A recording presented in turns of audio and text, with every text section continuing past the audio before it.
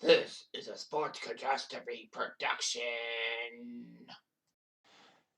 Hey there, Heather. Ho there. It's Jeff Cutter Diamond. Welcome you to another Sports Catastrophe on this day. And on this day, May the 29th, in the year 1996, one of the worst moments in playoff history had occurred. And that was when Claude Lemieux did something so shocking, you didn't think that he was capable of that. So anyway, it's the 1996 playoffs, and the Red Wings and Avalanche are facing each other in the Stanley Cup semifinals, or the conference finals, if you will. Both teams have had some good series leading up to it, especially Detroit, who actually had to shake off those pesky St. Louis Blues in Game 7 of the second round. It could have all went wrong for Detroit. That was the team that won 62 regular season games that set the record for most regular season wins by a team in one season. And yeah, St. Louis could have made things difficult. Colorado was in their first season since moving from Quebec. And then they switched conferences, which was weird how a team could switch conferences right after that. Well, it would make no sense to put Colorado in the Eastern Conference if they're out in the Mountain Time Zone. They should have put Colorado in the West, but then moved Detroit to the East because they were more easternly and all that. Anything. Regardless of that, the Avalanche in their first season from Quebec did quite well and all that. Of course, that was the season in which they acquired Patrick Roy because of his blow up at Mario Tremblay for not pulling him fast enough. I agree with Patrick. It's like the dude should have, pulled Patrick after 5 or 6 goals against Detroit. And all that. Maybe Roy doesn't leave Montreal. Maybe he does soon. Anyway, the Avalanche had a lot of moves. One of their big moves was picking up Claude Lemieux within a 3-team trade between the Islanders, the Avalanche, and the Devils. Where Steve Thomas moved from the Islanders to the Devils, Wendell Clark moved from Colorado to the Islanders.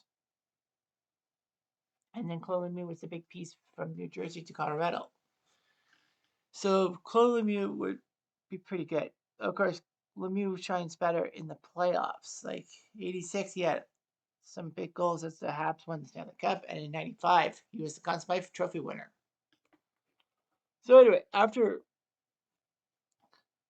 5 games, Colorado had actually won the first 2 games on Detroit ice to go up 2-0. Detroit did win games 3 and 5, but Colorado was up 3-2 and wanted to win on home ice to get the Stanley Cup playoffs. Could do the final. So logically, that's what happened. So anyway, the Avalanche had a key goal by Joe Sakic, his 16th for the playoffs from Anna Denmark and Rene Corbeil. And it was 1-0 Avalanche. Unfortunately, though, at the 14:07 mark, that's when things got really ugly. Claude Lemieux, in trying to make a check on Chris Draper of the Red Wings, slammed him into the boards. Lemieux was rightfully given a 5-minute checking from behind and a game misconduct for his actions. Draper, the extent of his injuries were not completely known, but Draper was basically out of the game, and so was Claude. Detroit would score on the ensuing power play by Paul Coffey. Kitchener from Fetisov. So that tied it up. However, Colorado would pull through in the second period. On the power play, after Martin Lapointe got penalty for interference, Sakic scored his second of the night from Kamensky and Krupp, who was making a massive comeback of his own after being hurt in the first ever Avalanche game. Krupp was feared to be out for the season, but he stayed in. Mike Ricci scored on the power play from Dino Ciccarelli for slashing. From Joe Sakic and Sandis Osa Lynch.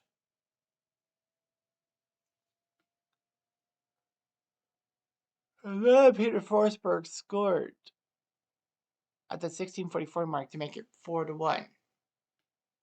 No other goal scoring was made, and Patrick Waugh did very well, pick up the win, making 23 saves out of 24, whereas Detroit only put up, well, Oscar was scored 4 times on 22 shots. So the Avalanche were going to the Stanley Cup Finals. It was huge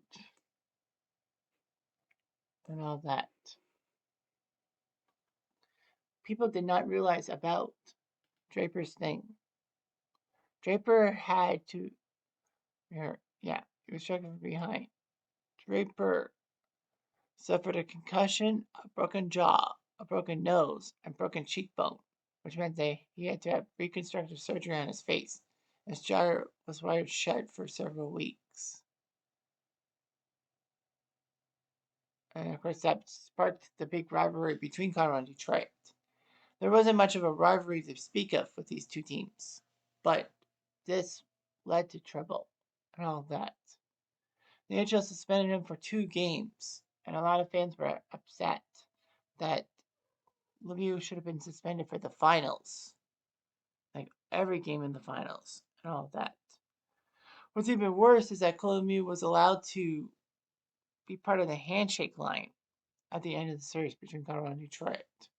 And Dino Ciccarelli put it eloquently, saying, "I can't believe I shook this guy's freaking hand after the game. That pisses me right off." I mean, they could have refused a handshake and all that.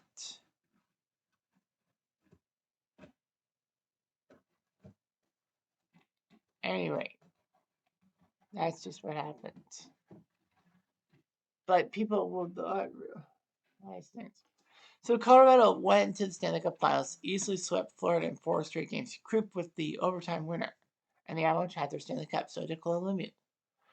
However, few would realize about the team. The teams would continue to rise with the tensions and all that, especially March 1997 when the Red Wings and Avalanche played each other in Detroit. It was a fight night. Now, Claude Lemieux could have easily have had justice served to him in the first few games of the Avalanche Red Wings rivalry, but in the 96-97 season, but he missed it because of injury. Fortunately, so that was his first game back.